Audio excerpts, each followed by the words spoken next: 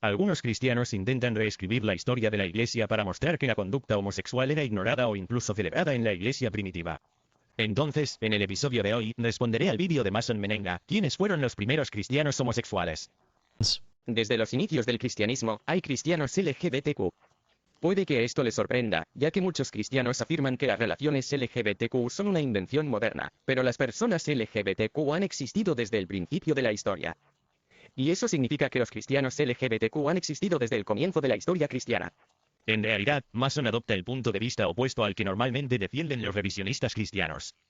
Como viste en mi respuesta al documental de 1946, que los productores de 1946 intentaron que YouTube eliminara, por cierto, intentaron argumentar que las relaciones homosexuales son modernas y que, por lo tanto, la Biblia no puede condenarlas porque simplemente eran inauditas en los tiempos bíblicos. Siempre ha habido personas atraídas al mismo sexo, sin duda. Por eso San Pablo dijo que aquellos que participan en actos homosexuales junto con otros pecadores impenitentes no heredarán el reino de Dios. Pero añade esta advertencia, y esto erais algunos de vosotros, pero fuisteis lavados, fuisteis santificados, fuisteis justificados en el nombre del Señor Jesucristo y en el Espíritu de nuestro Dios. Así que siempre ha habido personas con atracción hacia el mismo sexo que practicaron la castidad en la historia de la Iglesia y aquellos que no la practicaron. Sergio y Baco eran oficiales de alto rango en el ejército romano, que servían en la guardia de élite del emperador Maximiano. A principios del siglo IV, justo antes de que Constantino decidiera hacer la segunda peor cosa en la historia cristiana, la primera fue la habilidad para hacer música, Constantino decidió convertir el cristianismo en la religión oficial del imperio.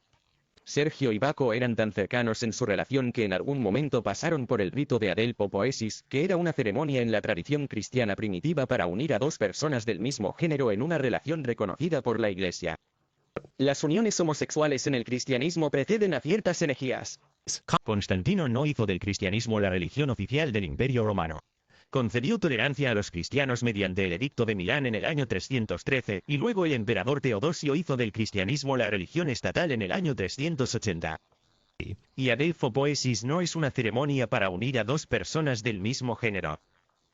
Es una palabra compuesta que significa hermano, adelfo, y poeo, hacer, literalmente hermano, hacedor.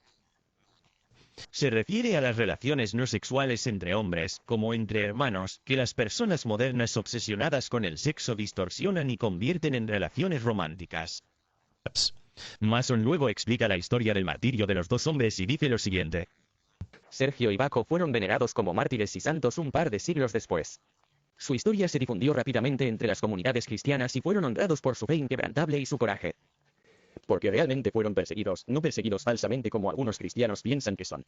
No, la persecución falsa es cuando crees que la gente está tratando de cometer genocidio contra ti porque simplemente no aceptan la idea errónea de que una mujer puede tener un pene. En Estados Unidos, las personas no religiosas que queman edificios reciben un castigo severo si protestaban por algo como el racismo.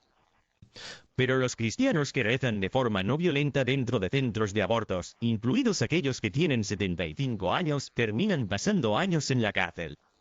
Entonces dime quién está siendo perseguido. En cualquier caso, me he saltado mucho de lo que dijo Mason porque en realidad no da ninguna prueba de que estos dos hombres tuvieran una relación homosexual, lo que, dicho sea de paso, es bastante común entre los revisionistas históricos. Se les conoce como erostai, un término griego que puede traducirse como amantes o compañeros amados. El uso de erostai es significativo. En griego clásico, normalmente significa una relación erótica o romántica. También puede indicar amistad profunda, no sexual. La ambigüedad del término permite múltiples interpretaciones. Además, otros términos utilizados en la pasión de Sergio y Baco, como sindesmos y adelphoi, resaltan aún más la profundidad de su conexión. Estos términos, aunque no son explícitamente románticos, sugieren una relación marcada por una profunda unidad emocional y espiritual. Estas palabras pueden tener connotaciones sexuales, pero solo porque una palabra pueda significar eso no significa que lo haga. Así que no deberíamos asumir eso sin evidencia adicional, que veremos más adelante cuando hablemos de los ejemplos bíblicos de David y Jonatán. Por ejemplo, adelfo, como ya hemos visto, simplemente significa hermano, como hermanos literales o hermanos en Cristo. Sindesmos significa vínculo, como en Colosenses 3,14, revestidos de amor, que une todo en perfecta armonía. Este puede ser un vínculo de amistad o un vínculo matrimonial. Pero como en estos ritos no se menciona ningún otro contexto romántico, no estamos justificados en utilizar una definición sexual de una palabra que tiene un significado no sexual mucho más amplio. La lengua griega del siglo III proporcionaba un vocabulario rico para expresar diversos tipos de relaciones, mucho más del que tenemos hoy en inglés americano, desde la amistad profunda hasta el amor romántico. Y ese vocabulario incluye palabras específicas para describir explícitamente las relaciones románticas y sexuales. Obsérvese que los revisionistas no pueden encontrar descripciones sexuales explícitas de los santos, por lo que tienen que decir que el lenguaje utilizado para describirlos podría posiblemente, en casos muy raros, usarse para describir relaciones sexuales. Pero la posibilidad no es probabilidad. Y sin evidencia que lo respalde, esto es solo una ilusión y no una interpretación histórica responsable. El texto de la Pasión de Sergio y Baco enfatiza la profunda conexión emocional y espiritual entre ambos. Cuando Baco murió, Sergio se entristeció profundamente y Baco se le apareció en una visión, instándolo a permanecer firme en su fe. Esta intensa relación, expresada tanto en la vida como en la muerte, sugiere una relación que iba más allá de algo meramente platónico. Esta es una de las cosas que más odio del revisionismo LGBT y del movimiento LGBT en general. Para ellos todo es gay. Si dos hombres tienen intereses compartidos, deben ser homosexuales. El Capitán América y Bucky deben ser gays. Rana y Sapo son gays. Tengo un episodio completo de mi podcast sobre cómo la ideología LGBT arruina las amistades. Y esto surge mucho cuando la gente lee sobre el rey David y Jonatán, que es el hijo del rey Saúl. Leen pasajes como el siguiente y suponen que estos dos hombres deben haber tenido una relación homosexual. Jonatán hizo un pacto con David porque lo amaba como a sí mismo. Y Jonatán se despojó del manto que llevaba puesto, y se lo dio a David. Pero, como muestra Robert Gagnon en su estudio de la Biblia y la práctica homosexual, este lenguaje se refiere a fuertes vínculos familiares e incluso políticos. Él escribe, el lenguaje del amor es típico entre un señor y sus vasallos, o entre dos gobernantes políticos de poder aproximadamente igual. Por ejemplo, a los futuros vasallos del rey asirio Asurbanipal se les instruyó, debéis amarlo como a vosotros mismos. El rey Hiram de Tiro es descrito como amante o amigo de David, como en 1 Reyes 5,1. El autor de 1 y 2 Samuel describe a menudo las relaciones sexuales de David con mujeres, incluso las ilícitas como con Betsabé, pero nunca menciona ninguna relación similar con Jonatán. Más bien, este lenguaje se refiere a su amor fraternal. El mismo lenguaje se utiliza para referirse a intenso amor familiar entre personas del mismo sexo, como en Génesis 44:30, que dice que el alma o la vida del patriarca Jacob está ligada al alma de su hijo menor, Benjamín. Uno de los principales defensores de esta visión LGBTQ de Sergio y Baco es John Boswell, un historiador de Yale, quien ha argumentado en su libro, Same-Sex Unions in Pre-Modern Europe, que existían ritos litúrgicos para las uniones entre personas del mismo sexo en la Europa cristiana medieval. Sugirió que estos derechos y las relaciones que santificaban eran similares al matrimonio actual, incluyendo potencialmente relaciones como la de Sergio y Baco, cuando pasaban por el rito de adelpopoesis.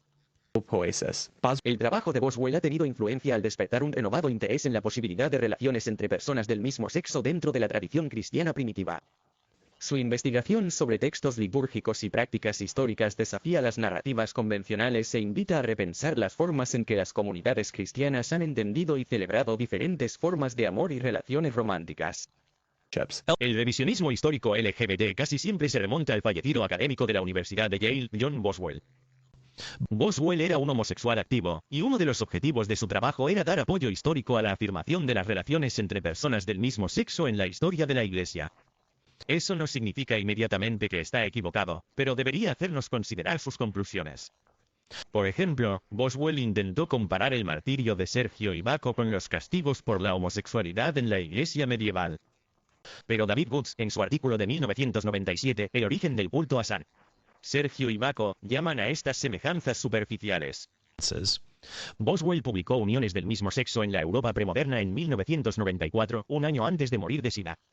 Desde entonces, el libro ha sido criticado por una amplia variedad de académicos, incluidos aquellos que apoyan la ideología LGBT. Camille Paglia, quien anteriormente se identificó como lesbiana mientras obtenía su doctorado en Yale y ahora se identifica como transgénero, escribió lo siguiente cuando salió el libro de Boswell. Seguramente las ceremonias de unión son de especial interés para el feudalismo, una palabra que aparece aquí solo una vez y solo en una nota a pie de página. Boswell no tiene ningún sentimiento ni simpatía por las relaciones militares o políticas, lo que distorsiona su retrato de la sociedad medieval. De hecho, parece grotescamente incapaz de imaginar cualquier entusiasmo o vínculo íntimo entre hombres que no sea abierta o encubiertamente homosexual. Cualesquiera que sean las ceremonias medievales de unión que haya encontrado, Boswell no ha establecido ni remotamente que fueran originalmente homosexuales en nuestro sentido romántico. En 2016, la historiadora Claudine Rapp publicó un extenso estudio sobre la adelfopoesis titulado La formación de hermanos en la antigüedad tardía en Bizancio, monjes, laicos y rituales cristianos. Ella considera brevemente los argumentos de Boswell para sacar del camino el elefante en la habitación, como ella lo expresa, antes de decir lo siguiente. El ritual eclesiástico de hacer hermanos no fue formulado con vistas a incluir una dimensión sexual. Ciertamente hay eruditos y cristianos que no creen que Sergio y Baco fueran amantes homosexuales. Muchos eruditos cristianos destacan su fe compartida y su apoyo mutuo como ejemplos de hermandad cristiana, más que de amor romántico. Sin embargo, independientemente de si crees que Sergio y Baco eran amantes homosexuales o no, su amor puede enseñarnos mucho sobre las relaciones en general. Crecí en un ambiente cristiano conservador donde los hombres solo podían ser amigos de hombres y había ciertas expectativas sobre qué tipo de cosas significaba la amistad platónica masculina para cada uno. Eso significaba que los hombres no debían besarse ni mostrarse mucho afecto físico entre ellos. En primer lugar, observe la omisión casual del hecho de que no se ha presentado evidencia alguna que demuestre que Sergio y Baco eran amantes homosexuales. Boswell tiene que llegar a extremos absurdos para intentar demostrar que este era el caso. Como cuando hace un gran alboroto sobre los íconos donde sus halos o sus caballos se tocan. Y como en un ícono, Cristo está en la posición de lo que él llama el antiguo padrino romano supervisando la boda de un esposo y una esposa. Pero los eruditos ortodoxos orientales han señalado que las bodas bizantinas medievales eran un proceso largo que implicaba múltiples ritos de compromiso y finalizaba con la coronación. Todo el proceso también une a las familias, que es la visión tradicional del matrimonio, no a meros individuos.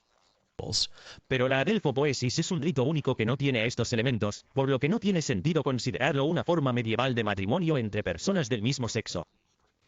Además, estoy de acuerdo con Mason en que San Sergio y Baco, junto con otros santos emparejados, pueden mostrar la importancia de la amistad masculina. De hecho, es una tragedia que en nuestra cultura occidental moderna todo esté sexualizado. Mientras que en otras culturas, dos hombres pueden tomarse de la mano o saludarse con un beso en la mejilla y nadie piensa nada al respecto. Pero eso dice más sobre cómo necesitamos cambiar la perversidad de nuestra cultura que sobre cambiar las amistades masculinas. Y aunque crecí en una especie de ambiente cristiano conservador donde los hombres podían ser amigos de las mujeres, había muchas expectativas sobre ese tipo de relación que no estaban presentes en las amistades masculinas, a pesar de ser platónicas de todos modos. Como los hombres que no pueden estar solos en una habitación con una mujer que no es su esposa. Así que en el ambiente cristiano conservador en el que me crié, se suponía que las personas no debían tener relaciones demasiado íntimas con personas del mismo género que uno. Y solo se podía tener una relación íntima con alguien de un género diferente si era completamente exclusiva. Sin embargo, independientemente de si usted cree que Sergio y Baco eran homosexuales o no, claramente tenían una relación extremadamente íntima entre sí, hasta el punto de que, incluso si no fueran homosexuales, muchos cristianos conservadores de hoy probablemente sospecharían de su relación.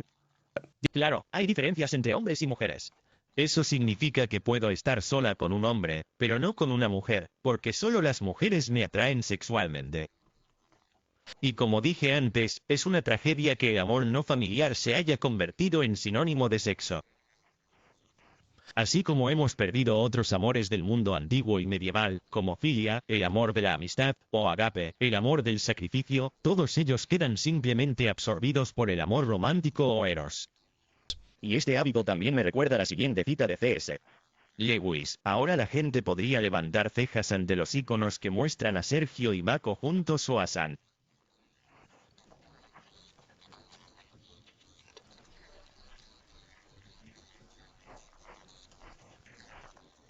Pablo y San Pedro besándose en la mejilla. Pero eso no significa que debamos imponer nuestra visión moderna y desordenada de la sexualidad a las relaciones masculinas del pasado.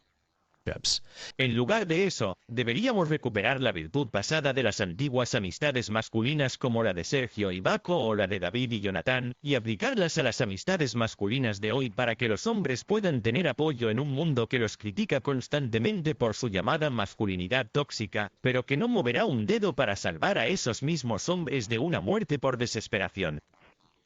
Ahora bien, si quieres verme abordar este tema de una manera aún más profunda, consulta mi reseña completa de ese vídeo original con Michael Jones en Inspiring Philosophy, cuyo enlace se encuentra en la descripción a continuación. Pero muchas gracias a todos y espero que tengáis un